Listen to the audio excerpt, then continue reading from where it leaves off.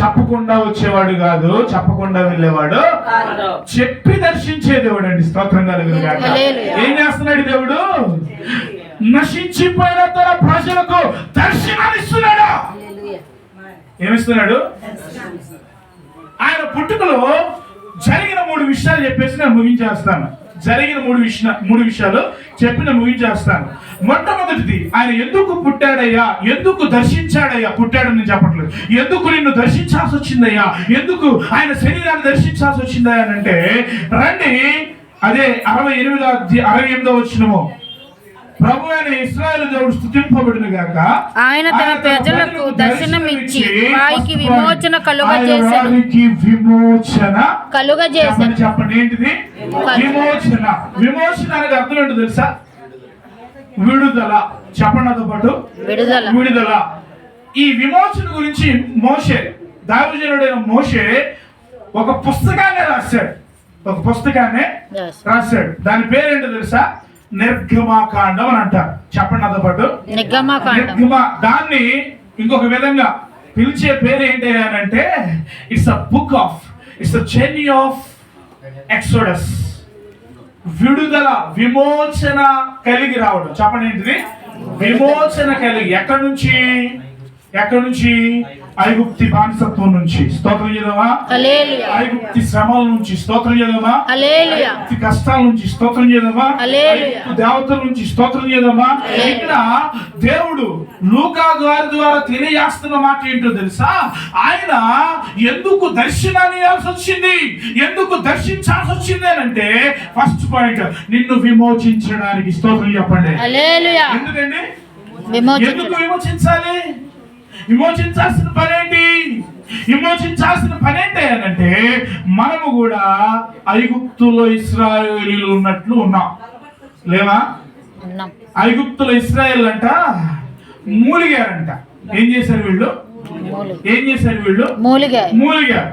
ఎందుకు మూలిగారు? వారు పెట్టే శ్రమలకు తాళలేక వీళ్ళ మూలుగుల శబ్దాన్ని దేవుడు విన్నాడు. అక్క, ఇది క్రిస్మస్. ఈ క్రిస్మస్ లో ప్రభు నీకు తెలియజేస్తున్న మాట ఏంటో తెలుసా?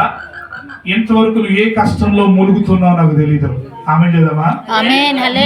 ఏ శ్రమలో కన్నీళ్లతో నువ్వు కృంగిపోయావు నాకు తెలీదు. ఇంతవరకు ఏ వెట్టి పనుల చేత, ఏ ఇబ్బందుల చేత నువ్వు కృంగిపోయావు నాకు తెలీదు. ఈ కార్యం జరిగిద్ది అని నిరీక్షణ కోల్పోయిన పరిస్థితులు ఎన్నో నీవు నాకు తెలియదు.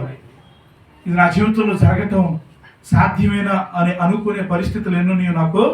నా కష్టాలు పోవటం, నా ఇబ్బందులు పోవటం, నా బాధలు పోవటం, నా వేదన పోవటం సాధ్యమేనా? ఎప్పటికీ నేను కష్టపడుతూనే ఉండాలా? ఎప్పటికీ నేను శ్రమ పడుతూనే ఉండాలా? ఎప్పటికీ నేను వ్యక్తి పనులు చేస్తానే ఉండాలా అని నువ్వు అనుకుంటూ ఉంటే, ఈ క్రిస్మస్ శుభదినాన ప్రభు నీతో మాట్లాడుతున్నమాట.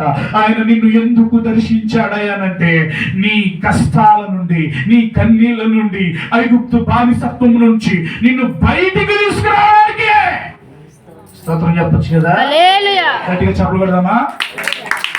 ఎందుకు ఈ క్రిస్మస్ శుభదినాన్ని ఆయన నిన్ను దర్శించి, సాధారణంగా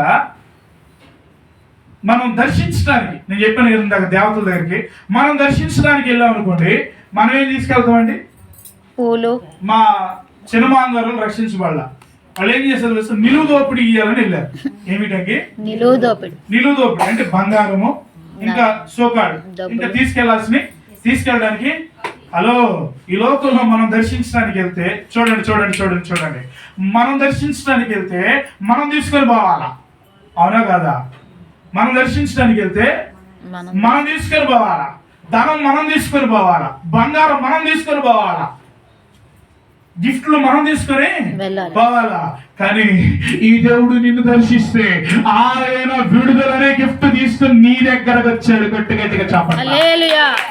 నువ్వు తీసుకెళ్ళడం కాదు. ఇప్పుడు ఈ దేవుడు ఏం చేస్తున్నాడు అంటే, విమోచనాలే బహుమానాన్ని తీసుకొని నీ దగ్గరికి దిగొచ్చిన దేవుడేనా? నిన్ను దర్శిస్తున్న దేవుడేనా? ఆయన ఇందాక అయ్యగారు చదివించారు. ఎఫెసీయులకు రాసిన 2వ అధ్యాయం 11వ వచనం చదివించారు. 2వ అధ్యాయం 15వ వచనానికి వచ్చేసరికి అక్కడ రాయబడిన మాట ఏంటో తెలుసా? ఆయన తన శరీరం అంటే ఏంటి? దర్శించాడు కదా. ఎట్లా దర్శించాడంట? శరీరాన్ని ధరించుకొని దర్శించాడు. కనబడని దేవుడు, అదృశ్యుడైన దేవుడు, ఎవరు చూడని దేవుడు, ఎవరు సమీపించని దేవుడు, తేజస్సులో తాను మాత్రమే నివసించే దేవుడు శరీరాన్ని ధరించుకొని నిన్ను దర్శించడానికి వస్తే అక్కడ రాయబడిన మాట ఏంటో తెలుసా? ఆ శరీరం అందంట ధర్మశాస్త్రాన్ని ఆయన కొట్టివేశాడు.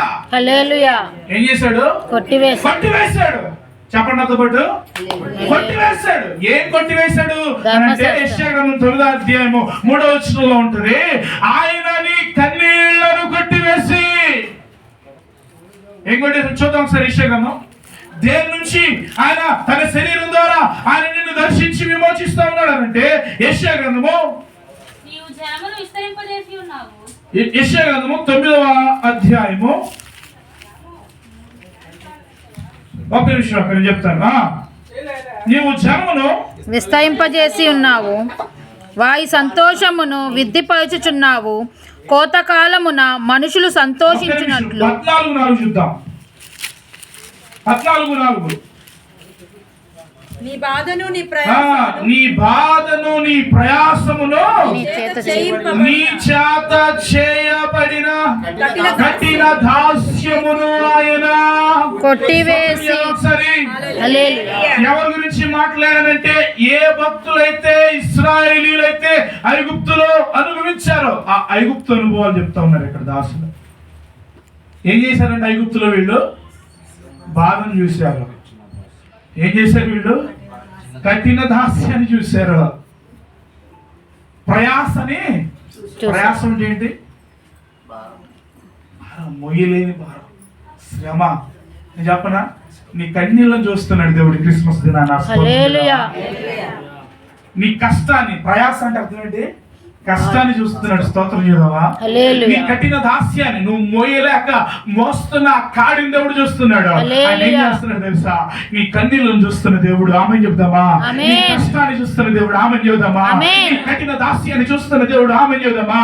చూస్తూ ఉండలేక ఆయన నిన్ను దర్శించి తన శరీరంతో నీ ఎదుటకు వచ్చి నీకు కనబడి నీ కన్నీళ్ళను పెట్టేస్తున్నాడు. గట్టిగా చెప్పండి. నీ కష్టాన్ని కొట్టి వేస్తా ఉన్నాడు. నీ కఠిన దాస్యాన్ని కొట్టివేసి నిన్ను విమోచిస్తా ఉన్నాడు. Hallelujah. That's the real Christmas. నువ్వు విమోచించకుండా ఎన్ని పండగల్ని నీ జీవితంలో దాటిపోయినా ఏమి ఉపయోగం లేదు. ఈ దేవుడు ఏం చేస్తా ఉన్నాడంటే నీకు విమోచన తీసుకొస్తున్నాడు. ఆయన నిన్ను దర్శించి నిన్ను విమోచిస్తున్నాడు. నువ్వు దర్శిస్తే విమోచించే దేవుడు కాదు నా దేవుడా, నిన్ను దర్శించి విమోచించేవాడా. స్తోత్రం చెప్పచ్చు కదా. మనల్ని దర్శించి